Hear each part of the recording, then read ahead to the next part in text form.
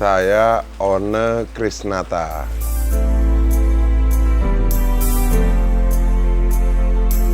Berawal dari tahun 2015, pada saat itu saya dengan istri pergi ke Jepang. Kebetulan kalau kami pergi ke Jepang itu tidak tinggal di hotel, tapi kita tinggal di rumah sahabat kita.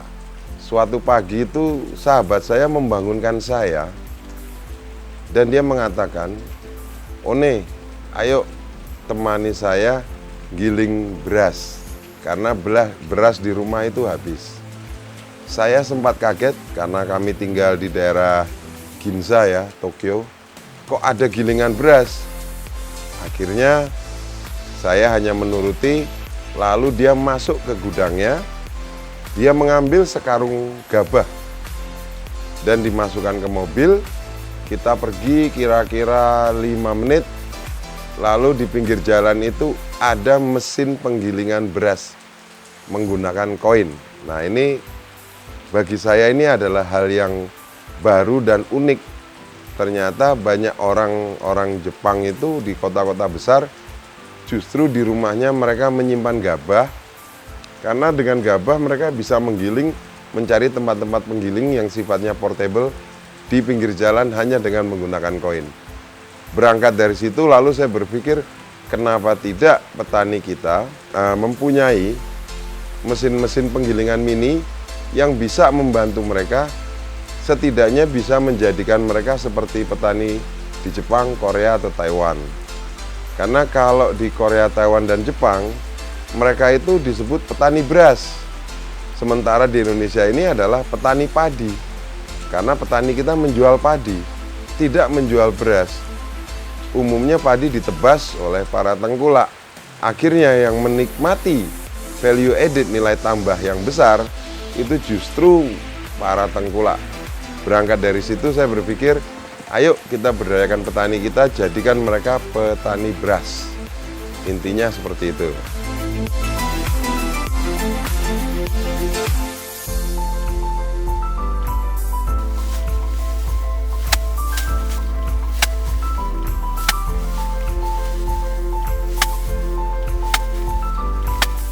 Nama mesin berasnya Krisnata Rice Mill, buatan Prambanan, Klaten, 100% lokal.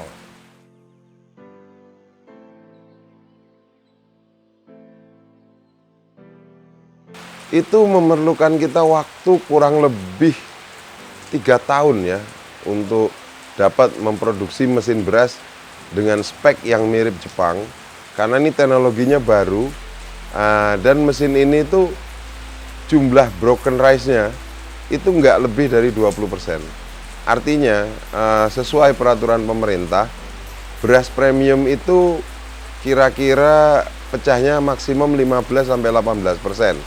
Ini menunjukkan output dari mesin itu sudah bisa dijual sebagai beras premium.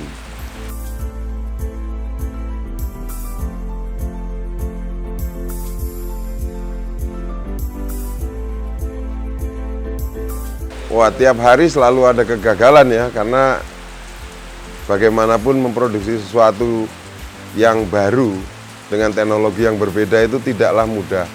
Jadi saya juga menyadari akan perlu waktu yang lama. Dan itu makan waktu kira-kira 3 tahun. 3 tahun ya kita babak belur lah. Tapi alhamdulillah setelah 3 tahun kita mengetahui semua permasalahannya dan kita mampu mengovercome semua permasalahan karena produknya ini 100% semuanya buatan Indonesia. Semua spare partnya kita buat sendiri di Prambanan, Klaten.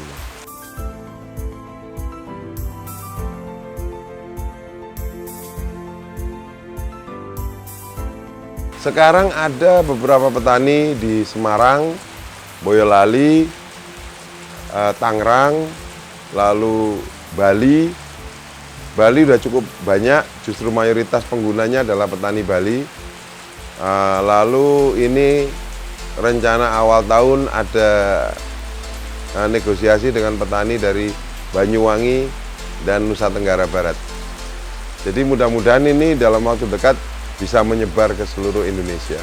Kalau untuk Klaten, karena ini home base-nya, justru belum kita tes di Klaten sendiri. Karena kebetulan untuk Klaten ini agak unik ya. Jadi mungkin tahun depan kita akan coba di masyarakat petani di wilayah Klaten.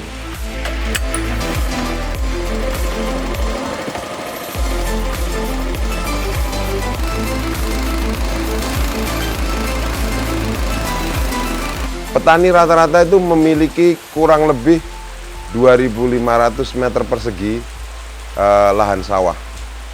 Nah, dari 2.500 meter persegi, itu kalau kita ambil rata-rata petani normal, itu output mereka sekitar 0,7 kg per meter persegi. Artinya, output mereka dari 2.500 meter persegi, itu akan menghasilkan gabah kurang lebih sekitar 1,8–1,7 ton.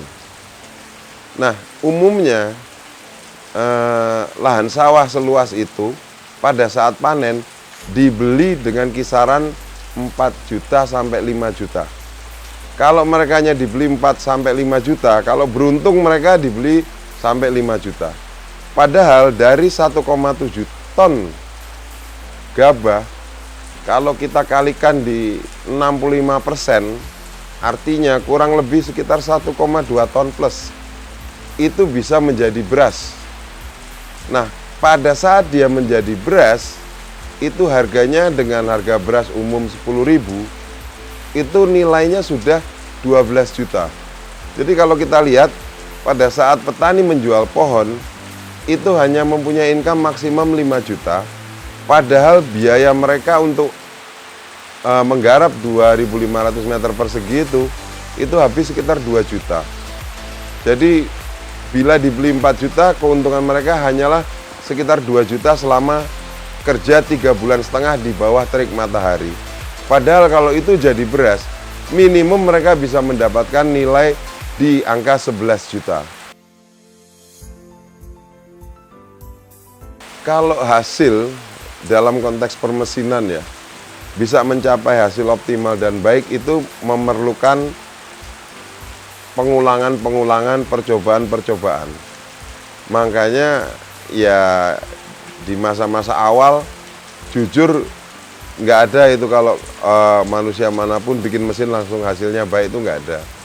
Jadi kita itu ya mencoba mengulang, kita tes dengan gabah dari Klaten, kita tes dengan gabah dari Jogja, gabah dari Jawa Barat.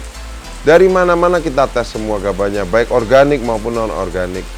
Dan itulah perlu waktu kira-kira 3 tahun untuk menyempurnakan mesin tersebut agar bisa menghasilkan beras yang terbaik untuk wilayah Indonesia.